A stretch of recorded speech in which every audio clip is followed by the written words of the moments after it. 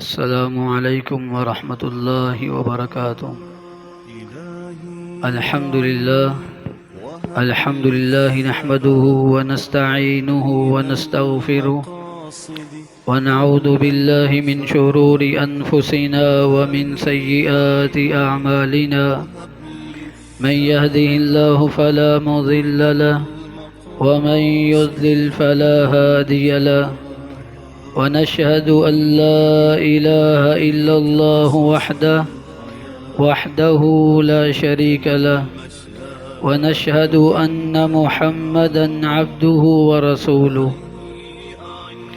أما بعد فإن خير الحديث كتاب الله، وخير الهدي هدي محمد صلى الله عليه وسلم، وشر الأمور محدثاتها، وكل محدثة بدعة، وكل بدعة ضلالة، وكل ضلالة في النار. يا أيها الذين آمنوا اتقوا الله حق تقاته ولا تموتن إلا وأنتم مسلمون. يا أيها الناس اتقوا ربكم الذي خلقكم من نفس واحدة وخلق منها زوجها وبث منهما رجالا كثيرا ونساء، واتقوا الله الذي تساءلون به والأرحام إن الله كان عليكم رقيبا. يا أيها الذين آمنوا اتقوا الله وقولوا قولا سديدا يصلح لكم أعمالكم ويغفر لكم ذنوبكم، ومن يطع الله ورسوله فقد فاز فوزا عظيما. اللهم صل على محمد وعلى آل محمد كما صليت على إبراهيم وعلى آل إبراهيم إنك حميد مجيد. اللهم بارك على محمد وعلى آل محمد كما باركت على إبراهيم وعلى آل إبراهيم إنك حميد مجيد. أعوذ بالله السميع العليم من الشيطان الرجيم. وإذا سألك عبادي عني فإني قريب أجيب دعوة الداع إذا دعان فليستجيبوا لي وليؤمنوا بي لعلهم يرشدون. وقال الله جل وعلا: وقال ربكم ادعوني أستجب لكم إن الذين يستكبرون عن عبادتي سيدخلون جہنم داخرین. ہر قسم کی حمد و ثنا، کبریائی، بڑائی، تعریفات، تمجیدات اللہ رب العالمین کی ذات ببرکت کے لیے. بے شمار لا تعداد درود و سلام امام الانبیاء سید المرسلین جناب محمد الرسول اللہ صلی اللہ علیہ وآلہ وسلم کی ذات اقدس کے لیے. عبادات کی جملہ اقسام میں سے ایک انتہائی اہم عبادت، جس کے لیے اللہ نے کوئی وقت مقرر نہیں کیا، عبادت کی وہ قسم جو کسی خاص حالت کے لیے نہیں ہے، بلکہ جس وقت جب چاہے کوئی رب تعالی سے اپنا رابطہ منسلک کرے. عبادت کی بہت ہی اعلیٰ قسم جسے دعا کہا گیا ہے. دعا وہ عبادت ہے جس کا کوئی خاص وقت نہیں، اور پیارے پیغمبر علیہ الصلوۃ والسلام نے فرمایا کہ لیس شیء اکرم علی اللہ من الدعاء. اللہ کے ہاں دعا سے بڑھ کر کوئی محبوب عبادت نہیں.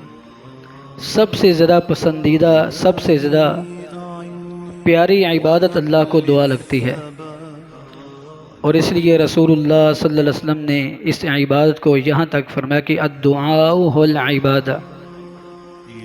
در حقیقت دعا ہی عبادت ہے، کیونکہ عبادت کا لغوی معنی ہوتا ہے عاجزی، انکساری کا اظہار. التذلل للہ، اللہ کے سامنے اپنی درماندگی کا، عاجزی کا، بے کسی اور بے بسی کا اظہار کرنا۔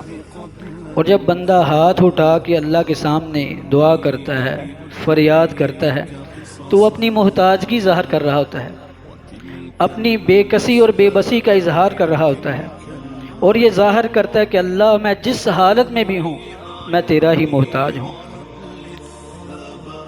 میں تیرے ہی سامنے ہاتھ اٹھانے والا ہوں۔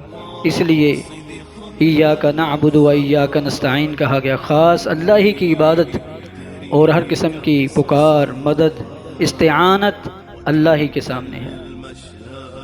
تو اس لیے عبادت اس کے لیے کوئی خاص وقت نہیں، عبادت اس کے لیے کوئی حالت خاص نہیں، بلکہ جس وقت جیسی حالت میں جو چاہے اپنے رب کو پکارے۔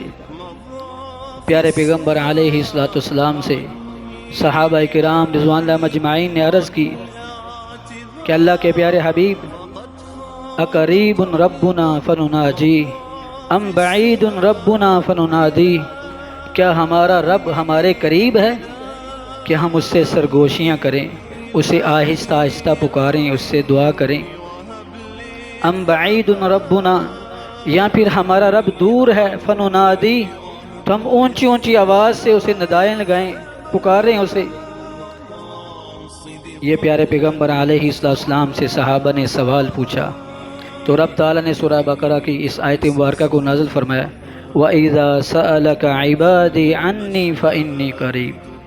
جب میرے بندے آپ سے سوال پوچھ رہے ہیں، آپ سے میرے بارے میں پوچھ رہے ہیں کہ ہمارا رب قریب ہے یا بعید ہے، فَإِنِّي قَرِيب، تو میرے بندوں کو بتا دیجیے کہ میں ان کے قریب ہوں۔ اجیب دعوت الداعی اذا دعان، اور میں ہر پکارنے والے کی پکار کو سنتا ہوں، ہر پکارنے والے کی پکار کو صرف اللہ ہی سننے والا ہے۔ اور اگر میں اذا دعان، جس وقت پکارے میں اس وقت سنتا ہوں۔ اس لیے حدیث قدسی ہے، پیارے پیغمبر علیہ السلام نے فرمایا، رب تعالیٰ فرماتے ہیں، انا عند ظن عبدی بی، میں اپنے بندے کے گمان کے ساتھ ہوتا ہوں، وانا معه اذا دعانی، اور میں اپنے بندے کے پاس ہوتا ہوں جب وہ مجھے دعا کر کے وقت پکارتا ہے، مجھ سے دعا کرتا ہے تو میں اس کے قریب ہوتا ہوں۔ تو گویا کہ دعا ایک ایسی عبادت ہے جس میں بندہ اپنے رب کے بالکل قریب ہو جاتا ہے۔ تو اس لیے رب تعالیٰ سے دعا کرنی چاہیے اور کثرت سے دعا کرنی چاہیے۔ اور پھر رب تعالیٰ تو وہ ذات باری تعالیٰ ہے جس کے بارے میں رسول اللہ صلی اللہ علیہ وسلم نے تعارف کرواتے ہوئے فرمایا کہ اِنَّهُ مَن لَّمْ يَسْأَلِ اللَّهَ يَغْضَبْ عَلَيْهِ، صرف اللہ وہ ذات ہے، وہ ہستی ہے، مَن لَّمْ يَسْأَلِ اللَّهَ يَغْضَبْ عَلَيْهِ، جو اللہ سے سوال نہیں کرتا اللہ اس سے ناراض ہوتے ہیں۔ دنیا کی کوئی بھی شخصیت، کوئی بھی ہستی، جب اس سے سوال کرو گے، بار بار اس سے مانگو گے، تو وہ اکتاہٹ محسوس کرے گا، اس کے صبر کی انتہا ہو جائے گی۔ لیکن صرف اللہ کی ہستی مقدسہ، اللہ کی ذات باری تعالی واحد وہ ذات ہے کہ جس سے جتنا پکارا جائے اتنا خوش ہوتا ہے، جتنی دعا کی جائے اللہ اتنا ہی سنتا ہے، اور جو دعا نہیں کرتا اللہ اس سے ناراض ہوتے ہیں۔ اس لیے فرمایا وَقَالَ رَبُّكُمُ ادْعُونِي أَسْتَجِبْ لَكُمْ، تمہارا رب تمہیں کہہ رہا ہے ادعونی، مجھے پکارو، استجب لکم، میں تمہاری پکار کو سنوں گا۔ ان الذین یستکبرون عن عبادتی، جو بندے میری عبادت سے تکبر دکھلاتے ہیں، منہ موڑتے ہیں، دعا نہیں کرتے، اکڑتے ہیں، فرمایا سیدخلون جہنم داخرین، ایسے رسوا کر کے، ذلیل کر کے ان کو جہنم میں ڈال دیا جائے گا۔ تو گویا کہ اللہ سے دعا کرنے سے اللہ خوش ہوتے ہیں، اور اگر اللہ سے دعائیں نہ کی جائے، اللہ کو نہ پکارا جائے تو اللہ ناراض ہوتے ہیں۔ اس لیے پیارے پیغمبر علیہ السلام نے فرمایا ان ربکم تبارک و تعالی حیی کریم، تمہارا رب، تمہارا پروردگار حیی کریم، بڑا حیا دار ہے، بڑا عزت والا ہے، یستحیی من عبدہ اذا رفع یدیہ الیہ ان یردہما صفرا، جب بندہ اس طرح دونوں ہاتھ اٹھا کر اپنے رب کے سامنے دستے دراز کرتا ہے، مانگتا ہے، دعا کرتا ہے، مناجات کرتا ہے، سوالی بنتا ہے، یستحیی من عبدہ، اللہ کو اپنے بندے سے حیا آتی ہے، کسی سے ان یردہما صفرا، کہ اللہ اپنے بندے کے دونوں ہاتھوں کو خالی موڑ دے، اللہ کو شرم آتی ہے۔ اللہ بڑا حیادار ہے، بڑا عزت دار ہے۔ تو اس روایت سے ایک تو یہ پتہ چلا کہ اللہ پکارنے والے کی پکار کو سنتے ہیں، اور دوسرا اس روایت سے یہ پتہ چلا کہ دعا کرتے ہوئے دونوں ہاتھ اٹھا کے دعا کرنی چاہیے، یہ دعا کے آداب میں شامل ہے۔ تو اس لیے دعا کو عبادت کہا گیا کہ دعا ہی در حقیقت عبادت ہے۔ تو بھائیو اس لیے کثرت سے دعا کرنی چاہیے، اللہ تعالیٰ اپنے بندوں کی پکار کو سنتا ہے، اور خصوصاً آئیے وہ بندے کون کون سے ہیں جن کی دعائیں جلدی قبول ہوتی ہیں۔ پیارے پیغمبر علیہ الصلوۃ والسلام نے فرمایا ثلاث دعوات مستجابات لا شک فیہن، فرمایا 3 بندے ایسے ہیں جن کی دعائیں مستجابات، منظور شدہ ہیں، مقبول ہیں، لا شک فیہن، ان کی قبولیت میں کوئی شک نہیں۔ 3 افراد کی دعا کو اللہ ضرور قبول فرماتے ہیں۔ فرمایا دعوت المظلوم، مظلوم کی پکار، مظلوم کی دعا، مظلوم کی بد دعا۔ پیارے پیغمبر علیہ الصلوۃ والسلام نے اپنے ایک صحابی کو یمن کی طرف عامل معلم بنا کر بھیجا، اور رسول اللہ صلی اللہ علیہ وسلم نے انہیں نصیحتیں فرمائیں، اور ان نصیحتوں میں سب سے آخری اور اہم نصیحت فرمایا واتق دعوت المظلوم، میرے صحابی مظلوم کی بد دعا سے بچنا، فإنہ لیس بینہ وبین اللہ حجاب، کیونکہ مظلوم کی بد دعا کے درمیان اور اللہ کے درمیان کوئی رکاوٹ نہیں ہوتی، کوئی آڑ اور کوئی پردہ نہیں ہوتا۔ جب بھی کسی پر ظلم کیا جاتا ہے اور وہ مظلومانہ حالت میں اللہ سے دعا کرے، اللہ کو پکارے، اللہ اس کی پکار کو ضرور سنتے ہیں۔ اس لیے مظلوم سے بد دعا نہ لیجیے، مظلوم کا تعاون کیجیے، انصر اخاک ظالما او مظلوما، اس لیے رسول اللہ صلی اللہ علیہ وسلم نے فرمایا اپنے بھائی ظالم اور مظلوم دونوں حالتوں میں اس کا تعاون کرو، اس کی مدد کرو۔ تو اس لیے مظلوم کی بد دعا۔ دوسرا فرمایا ودعوت المسافر، جو بندہ حالت سفر میں ہے، سفر کی حالت میں اللہ سے دعا کرتا ہے، اللہ اس بندے کی دعا کو فوراً قبول فرماتے ہیں۔ سفر کی حالت وہ حالت ہے جس میں دعا کو جلدی قبول کیا جاتا ہے۔ اس لیے اگر آپ سفر کرتے ہیں تو یہ نہیں کہ سفر میں بجائے اس کے کہ آپ فلمیں دیکھیں، گانے سنیں، لہو و لعب میں مصروف ہوں، اللہ کی نافرمانی کریں، بلکہ دعائیں مانگیں اپنے لیے، اپنے اہل و عیال کے لیے، اپنی دنیا آخرت کی بہتری کے لیے۔ آج ہمارے سفر گناہوں کے سے بڑے پڑے ہیں، کوئی فضائی سفر کر رہا ہے یا زمینی سفر کرتا ہے، ہر طرف گناہ گناہ ہے، جبکہ رسول اللہ صلی اللہ علیہ وسلم نے دعوت المسافر، مسافر کی دعا بڑی قبول ہوتی ہے۔ تیسرا شخص فرمایا ودعوت الوالد علی ولدہ، باپ کی دعا یا بد دعا اپنے بیٹے کے حق میں۔ اس لیے رسول اللہ صلی اللہ علیہ وسلم الوالد اوسط ابواب الجنہ، جنت کے 8 دروازوں میں سے مین اور مرکزی دروازہ باپ ہے۔ ان شئت فاحفظہ وان شئت فضیعہ، فرمایا چاہو تو اس دروازے کی حفاظت کرو، چاہے تو اسے ضائع اور بیکار کر دو، اور وہ دروازہ باپ ہے، باپ کی بد دعا سے بچیے، باپ سے دعائیں لیجیے۔ اسی طرح والدہ کی دعا بھی اپنے بیٹے کے حق میں، تو اس حدیث میں باپ کے الفاظ ہیں اور والدہ کی دعا بھی اپنے بیٹے کے حق میں اللہ بڑی جلدی قبول فرماتے ہیں۔ تو اس لیے اپنے والدین سے دعائیں لینی چاہیے، اور والدین کو بھی چاہیے جتنا مرضی ناراض ہو جائیں کبھی اپنی اولاد کے لیے بد دعا نہ کریں۔ کہیں یہ نہ ہو کہ آپ ایسے الفاظ بول دیں کہ پھر ساری زندگی آپ خود بھی پچھتاتے رہیں اور اولاد بھی پچھتاتی رہے۔ تو پچھتاوے سے بچیے، اپنی اولاد کو ہر حالت میں دعائے خیر ہی دیجیے، بھلائی کی دعا۔ تو فرمایا کہ جو بندہ دعا کرتا ہے، یہ 3 قسم کے افراد، ان کی دعائیں اللہ جلدی قبول فرماتا ہے۔ اسی طرح وہ بندہ جو کثرت سے دعا کرتا ہے، اس کی دعا بھی اللہ جلدی قبول فرماتے ہیں۔ پیارے پیغمبر علیہ الصلوۃ والسلام من سرہ ان یستجیب اللہ لہ عند الشدائد فلیکثر الدعاء فی الرخاء، آپ نے فرمایا کہ جو بندہ یہ چاہتا ہے کہ اسے جب بھی مصیبت آئے، جب بھی کوئی سختی آ جائے، جب بھی کوئی پریشانی آ جائے، اور وہ دعا مانگے اور اس کی دعا فوراً سختی کے وقت قبول ہو جائے، فَلْيُكْثِرِ الدُّعَاءَ فِي الرَّخَاءِ، اسے چاہیے کہ آسانی کے دنوں میں زیادہ دعائیں کیا کرے۔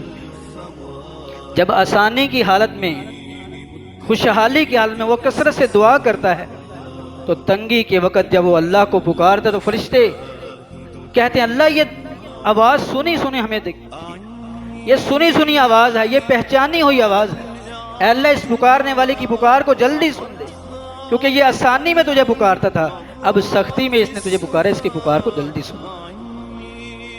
تو فرمایا کہ ایسی حالت میں جب آسانی ہو، خوشحالی ہو، بندہ زیادہ دعائیں کرے تو تنگی کے وقت اللہ جلدی ایسے بندے کی دعا کو قبول فرماتے ہیں۔ اسی طرح جو بندہ یقین محکم سے، حضور قلب سے، دل کی عطا گہرائیوں سے اللہ سے دعا کرتا، اللہ اس کی دعا کو بھی قبول فرماتے ہیں۔ پیارے پیغمبر علیہ السلام نے فرمایا کہ ادعوا اللہ وانتم موقنون بالاجابہ، فرمایا کہ اللہ سے دعا کیا کرو اور یقین کامل سے، اتنے یقین کامل سے کہ تمہیں قبولیت کا یقین ہو جائے۔